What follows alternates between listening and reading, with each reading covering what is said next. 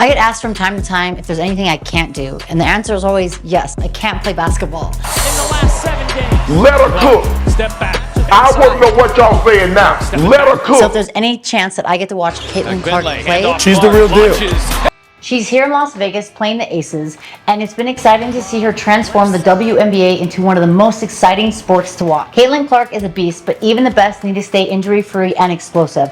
I'm going to be going over 3 different exercises that I would incorporate into her program. Now, I am not an expert at basketball at all, but I am extremely knowledgeable in building power, strength, and endurance. So if you have kids that want to be the next Caitlin Clark, I recommend adding these exercises into their program. Let her Let's get cook. started. I want to know what y'all saying now. Cause she is legit. Let her cook. Y'all stop being petty. The first exercise, do these to protect the knees. VMO squats. VMO stands for vastus, medialis, oblique, and it helps with knee stability and also knee extension. For the VMO squats, we're going to be performing these on a slant board. So you're going to have your slant board set up. You'll have the balls of your feet at the edge of the slant board where it meets the ground, and you're going to have your feet parallel to each other about hip width or shoulder width distance apart, depending on the space you have available. From here, you're gonna squat down, bending both of the knee and hip, keeping the knees tracking over the toes. The goal here is to elevate that heel slightly so we're able to get a full range of motion, focusing on that VMO. Now, if you don't have a slant board, you can always use some plates, some small change plates to elevate the heel up. Or if you have a homemade board that you can elevate the heels, that will allow you to get that angle of that heel up off the ground, allowing you to focus more on that VMO muscle.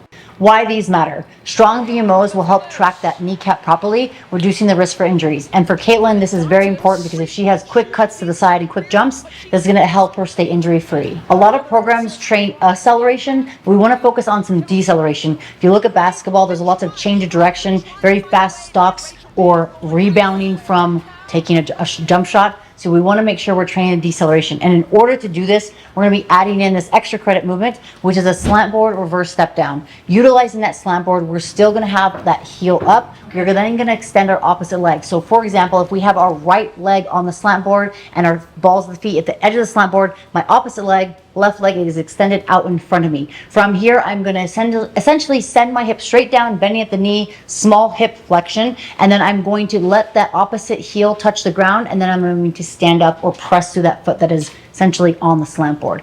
Now, there's a couple variations that you can do to this. If you're relatively new, right, you could just start with no slant board, have your entire foot on the ground, just extend that leg, lift the toe so your heel essentially is pointing out away from the body. You'll bend the knee, touch, and then extend up. This small range of motion will be help to strengthen the back of the knee. From there, as you get more comfortable, you can elevate your surface, the slant board, the platform that you're on, and allow yourself to increase to 2 inches, 4 inches, and eventually 6 inches, which will help again strengthen the back of the knee. Now again, this is great for, like I said, deceleration. Another extra credit exercise that we're going to implement is going to be a Jefferson curl on the slant board. Now I will say this is a very intimate exercise in the terms of how much range of motion you have on your posterior chain, i.e. your hamstrings, and also your back and glutes. So to start off, you may want to use no slant board, just your body weight with your feet flat. You're going to start by tucking your chin, essentially chin to the body. Then you're going to want to roll 1 vertebrae at a time, getting to that bottom range of motion where your back is entirely rounded or curled or in a flexed state. Then from there, you'll slowly extend, unwind your back to get to that top starting position. Hey, LeBron, you're 100% right on these girls hating on Caitlin Clark. Y'all petty girls. I expect men to be petty because we're the most insecure group in the world. Oh, you are. Y'all should be thanking that girl for getting y'all ass private charters, all the money and visibility she bringing to the If you're looking for more resources or other exercise, you can check out the Knees Over Toes guy or Paul Quinn. Listen, what she's accomplished, give her flowers. The second exercise we're going to cover is the power clean. Now, why are these essential? You're going to be building power from the ground up, and it's going to help transfer over to lateral movement and a lot of explosiveness on the floor. This is one of my favorite exercises I've incorporated into a lot of my training. And I also did a video a while ago explaining the power clean. No one really saw it, so we're going to utilize that here, so check it out. For our setup position, we're going to start with our feet. Feet are going to be between your hips and your shoulders. As I go to grab the bar, I'm going to be doing a hook grip. Hook grip is thumbs down, fingers on top. So as I go to grab the bar, I'm going to use my thumbs as a guide to where I want to start with my hand position. There's knurling in the smooth part right here. That is a guide of where you want to be. You should be no closer as your hands will run into your thighs. I personally go out towards the knurling and the smooth ring here. That gives me a wider base of my hands, allows me to have a better rack position as I receive. So again, we're starting from the bottom to the top today. Have my hip grip set, feet between hips and shoulders, bar is mid-shin. Once I have plates on the bar, that will be my resting position. In this position, I have my shoulders being pulled back, so my shoulders are above my hips are above my knees. This position is a guide. It may change slightly depending on the length of your arms and legs. From here, as I go to stand, I want my hips and shoulders to rise away from the floor. I'm gonna pull my knees back out of the way, keeping the bar close to my shin and my body. Once I reach my kneecap, I'm then gonna think of me pulling that bar up to my high thigh. Then I'm going to jump shrug, pull myself underneath the bar, catch into this power position, knees are tracking over the toes, and then I stand. I'm going at slow motion so you can kind of see the timing piece. We have 3 pulls. This first pull is from the shin up into the high thigh. Second pull is going to be the extension where I extend my hips, shoulders, go into my toes almost, or mid-foot, so I'm getting that extension. That's the second pull. Third pull is going to be pulling underneath that bar, receiving in that power position. So as I return back to the shin, I want to think, engage my lats, push away from the floor, hips and shoulders rise together. Once the knees are out of the way, I continue to pull the bar to the high thigh. I'm going to jump, extend my hips as much as I can, shrug my shoulders, pull myself underneath that bar to that catch position, and then I'm going to stand. So again, looking to increase power, strength, press the girls or the guys, incorporate this movement. So as I stand here, at speed looks like so. So that first pull is nice and slow or moderate from the shin to the high thigh.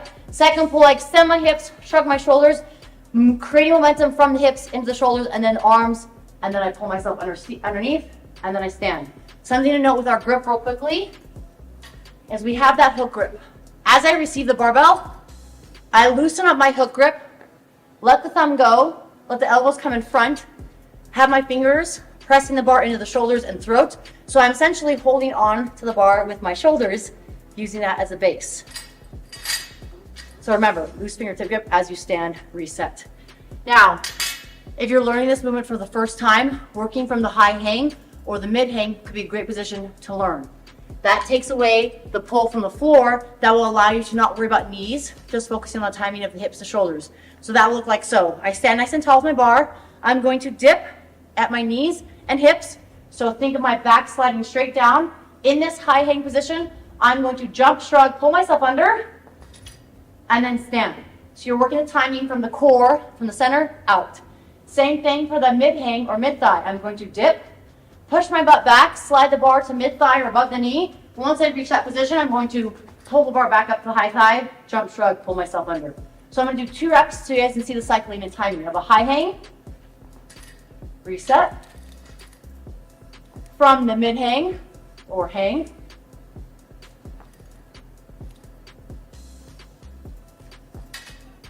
this is a great drill to break the movement down. So incorporate the high hang, power clean, then mid hang or hang position, then eventually the full clean.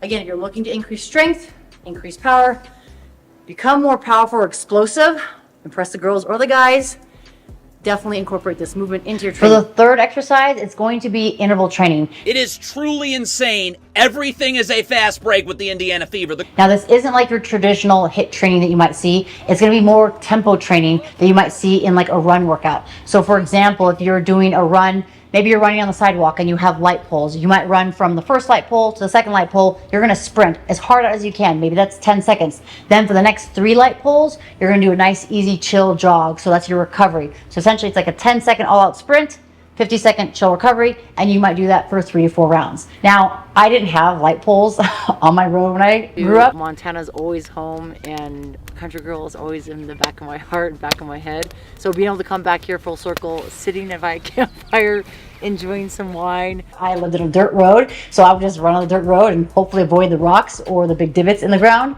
So that is, again, one example if you're running. Now, if you look at basketball, you're spending a lot of time on your joints, right? You're rebounding, you're doing these sprints, you're recovering. And if you feel like running isn't the best for you because you don't want to spend more time on your joints, you can always use a rower or a bike. Now, out of the years and years that I trained for the CrossFit Games, some of the examples that I would utilize would be 15 seconds all out on the rower as hard as possible, 45 seconds chill recovery, and I would start off with maybe 3 rounds of that, eventually working to 5 rounds of that. But you're mimicking that all-out sprint and recovery. If you look at basketball, again, I'm no expert, but from my experience, you see these athletes sprint, run down, maybe it's 5 seconds, 10 seconds, and then they stop, and then they have to kind of jog to recover. So you're mimicking what they might be seeing on the floor with the training in the gym, and it's learning the implements of a run or a row on a bike and taking that and applying that to what we would take on the court. So why is this helpful? It's going to help you train your aerobic and anaerobic base. If you look at Cece's game, as soon as she gets the ball, her and her teammates are sprinting across the court to get to the other side. She's pushing that pace and making sure she has that turnover quickly. Now, if you look at her pace and her teammates' pace, that her ability to move fast and recover and continuously go back and forth, it's amazing. It's incredible to see. And I look at this in terms of my training and how I implement that into the gym and how you guys can implement this into your training. The tempo interval runs, rows, echo bikes, they're gnarly and they're hard, but that's going to help you push that aerobic base and push that anaerobic base. It's also going to help you recover quicker. If you can recover quicker, you can rebound faster, you can run, you can sprint faster. If you really want to dominate with this type of training, I recommend starting with a 20-minute chill run, bike, or row, then going into the intervals. You're going to get your body warmed up. You're also going to improve your aerobic base, but the intervals will help you feel a little more primed and ready. Also, one thing that I want to note, these intervals, the all-out recovery, is also going to produce this neuroendocrine response with the body. So it's going to help you produce hormones naturally occurring in your body. You're going to have more chiseled arms, legs, core, but that's also going to help your body on and off the court. Incorporating these 3 exercises consistently will help improve Caitlin's performance and longevity as well as yours. Remember, it's not just about working hard, it's about working smart. If you are an athlete or know an athlete that could benefit from these exercises, please incorporate them into your training or share this video with them. Don't forget to like, subscribe, and stay tuned for more tips. And don't forget to show Cece some love in the comments below.